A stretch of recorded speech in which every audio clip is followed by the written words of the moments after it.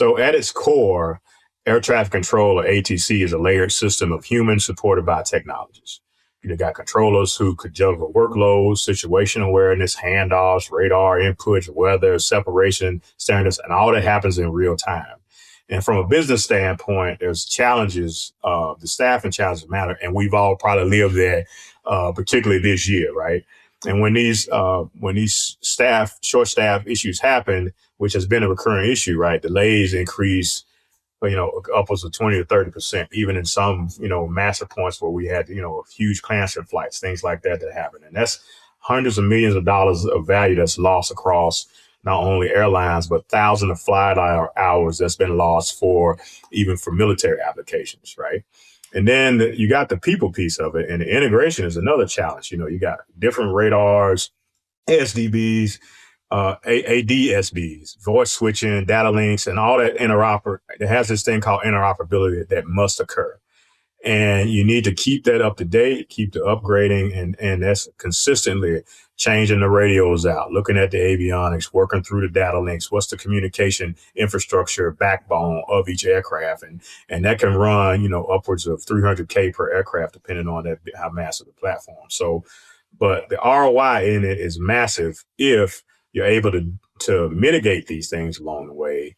And then and particularly if new technology comes in, new opportunities come in, we got, reducing the delays, improve the routing, and from a commercial standpoint, and then our defense operators don't have this thing called confliction, and you can easily deconflict what's happening in the aerospace from that point. Rob, what you got that's happening from a technology perspective? Yeah, so I think, we're going to talk technical for a little bit. So with emergent aircraft, drones, uncrewed systems, eVTOLs are really entering the same constrained airspace.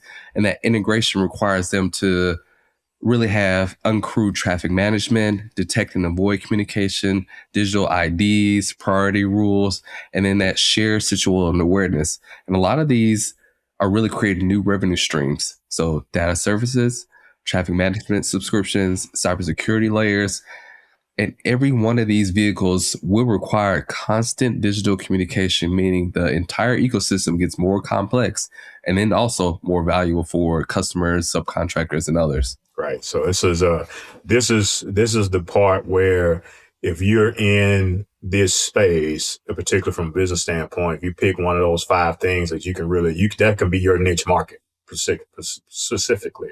And if you do those things well and understand the ecosystem, particularly with, unmanned aircraft and things like that, this is going to be critical to help grow your business, but also give you a smoother flight to get things off the ground. So airspace communication is the nervous system of global mobility, right? When we say this is a multi-billion-dollar niche business because it's just dealing with the communication, it's because of the companies that build, secure, and operate communications backbone. They are some of the traditional powerhouses in this aerospace market, right? And some of the major players from the air traffic management and ATC providers across the world, firms that make the brains, could be like Thales and Indra, RTX, L3 Harris, Leonardo, Saab, Frequentis. And then you got other businesses that, they either do the digital tower and the airport operations modernization, and they buy capacity and build without building new powers because they just making everything digitized, right? And Saab has a great solution for that. And then you got aircraft to ground comm networks, and this is the plumbing behind everything between the cockpit and the ground. And so those are opportunities where some of the players, where the major players are playing at some of the niches in the market space there it is. Yeah, and the reason governments and industry keep investing is very simple.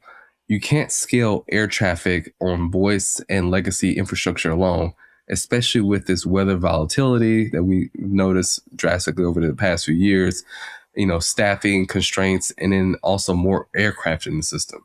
Exactly. So the spending happens for 3 reasons. Obviously, safety and compliance is first, capacity and efficiency, which helps with the delays, improve the throughput. That's where you get your growth and get your business value up. And then resiliency and security, which you got to have that continuity. And this is why this niche keeps growing and sits right at the intersection of public infrastructure, national security, and global commerce.